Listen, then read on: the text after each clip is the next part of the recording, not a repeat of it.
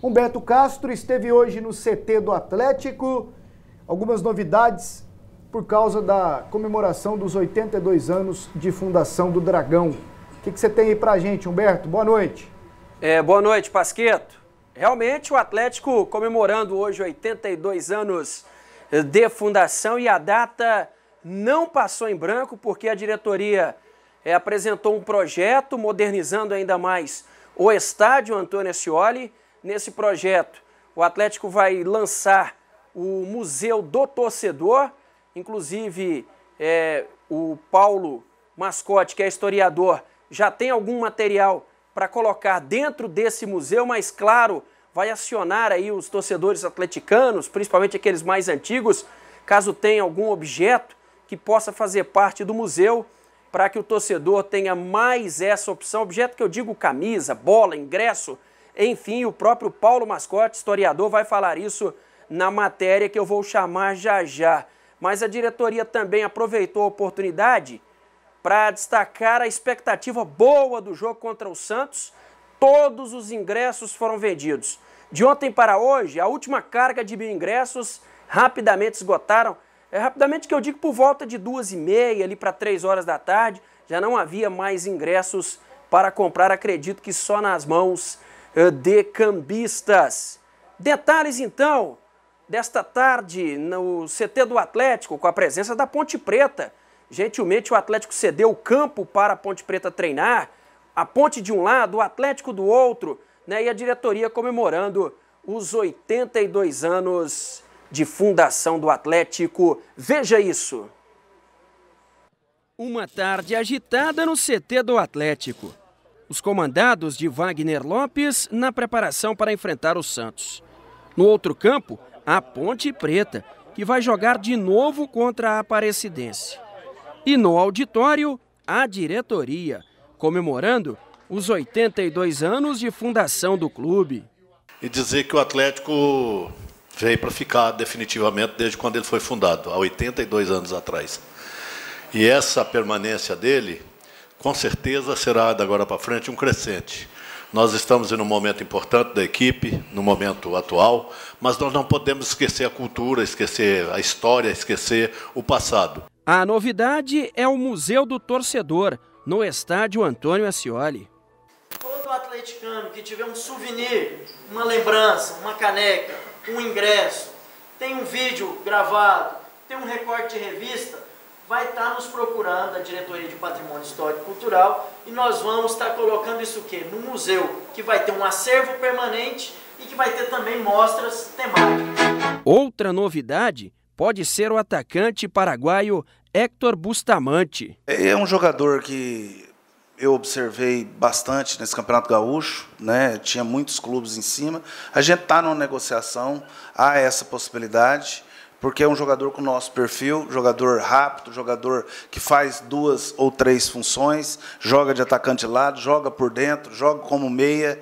Então, estamos avaliando aí as questões financeiras para enquadrar nos nossos orçamentos, que é o mais importante. Quanto aos ingressos para o duelo desta quinta-feira contra o Santos, estão esgotados. Eu acredito que vai ser um grande jogo, eu espero que nós possamos agradar bem nossa torcida, que será 90% do estádio. Isso me deixa muito envaidecido. Depois do Santos, o Atlético recebe o Vila Nova. E a ideia é de uma partida menos tensa. O Atlético foi para um jogo de futebol, o Vila foi para uma guerra. Os jogadores tudo pilhado, tentando invadir nosso vestiário para brigar. Então, eu só quero deixar um recado aqui. No grito, eles não vão ganhar.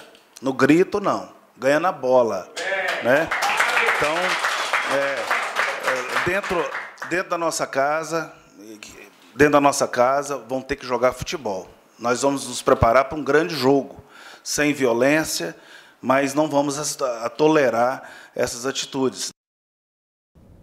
Enquanto cortava o bolo dos 82 anos do Atlético, bolo esse que foi degustado pela imprensa e convidados, eu perguntei para o Adson Batista, vai pedir árbitro de fora? Ele descartou.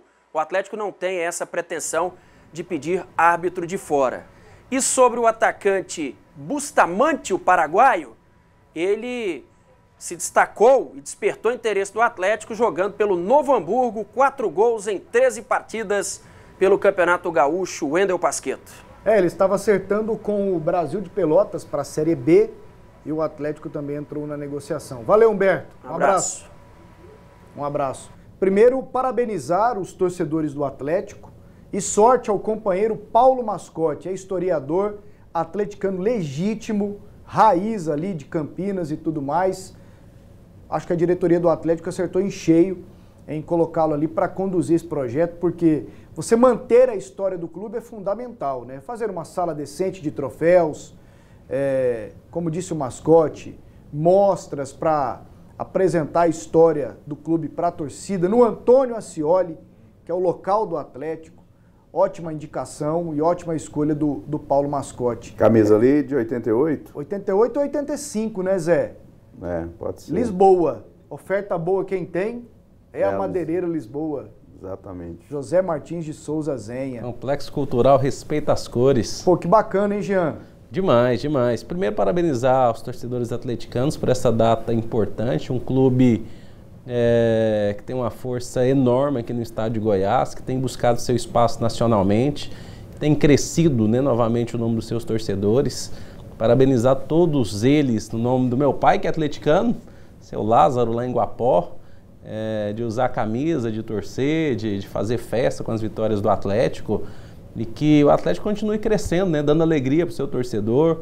Essa iniciativa é muito importante, resgatar a história, resgatar os grandes títulos, os momentos de luta, os grandes ídolos da equipe atleticana. E são muitos, né, Pasquetto? Muitos atletas que foram expoentes no futebol nacional, Baltazar, Valdeir, Fernando Almeida, grandes jogadores. Júlio César, o Imperador. Então, está corretíssimo fazer isso, porque engrandece ainda mais a história atleticana e demonstra o caminho que foi trilhado. Esses são jogadores formados pelo revelados, Atlético, inclusive. né? Revelados, são os revelados. Porque tem o Gil, por exemplo, né? Não, aí passaram outros grandes atletas. O Anailson, né? Que foi maravilhoso aqui, né? É aí de expressão nacional, inclusive. Agora tem os grandes ídolos que fizeram aqui, né, a história, aqui né? a história. Robson, né? Pituca, Márcio, Anailson, Marcão, Juninho. Exatamente. Né? Esses caras de 2006 para cá, eles tomaram conta do pedaço. É a melhor fase do Atlético. Em todos os tempos, né, Zé? Exatamente. Teve na década de 70, quando o Atlético vence o torneio Integração, depois conquista o Goiano em 70, mas aí depois de 2006 para cá... Exato, né? Não tem comparação com nenhuma época. O Atlético tem 13 campeonatos estaduais, ele ganhou 4 nesses últimos anos, depois que ele voltou da segunda divisão. De 2007 para cá, ele ganhou 4. Resumindo mais, entre 2007 e 2014, ele ganhou os 4 títulos. Em 7 anos, 4 títulos. Exatamente. O único bi que ele tem é com esse pessoal. Foi 2010, 2011, é nessa época.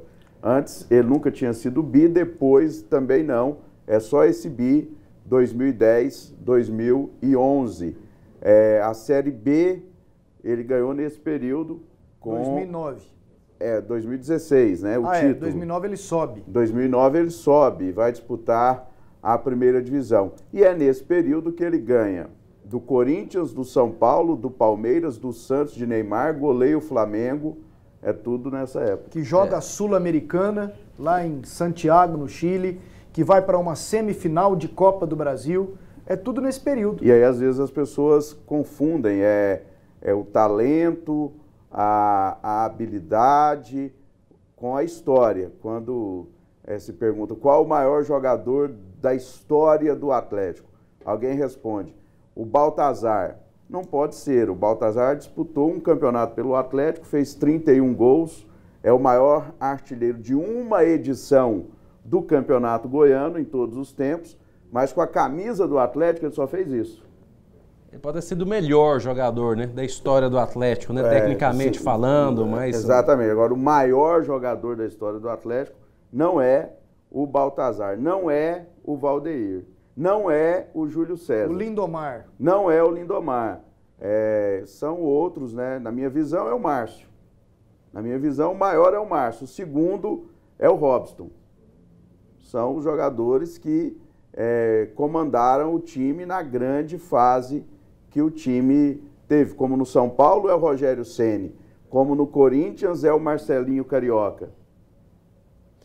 Olhando a simulação de como vai ficar ali o Museu. acervo, o Museu Cultural, lembrou do River Plate, não sei se você conhece. Não. Lá é bem bacana, e aí eles têm um túnel do tempo, Pasquetto, que você vai andando no túnel, é um túnel mesmo, olhando a história desde quando o time foi fundado, imagens, vídeos, uma coisa bem bacana. Me lembrou por causa das cores, evidentemente, né, e o aspecto colocado ali na projeção ficou muito bacana. Como no Goiás é o Arley.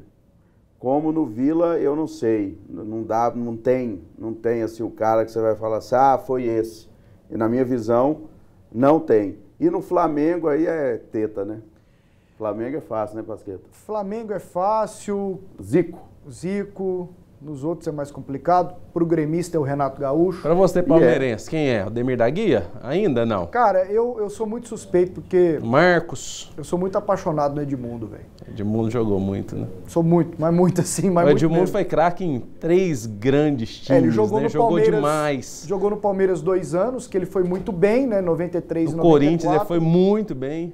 Jogou pouco, mas foi bem no Corinthians também. No Vasco aí tem uma belíssima história. Foi bem no Figueirense, voltou pro Palmeiras e... Nossa, eu sou muito fã.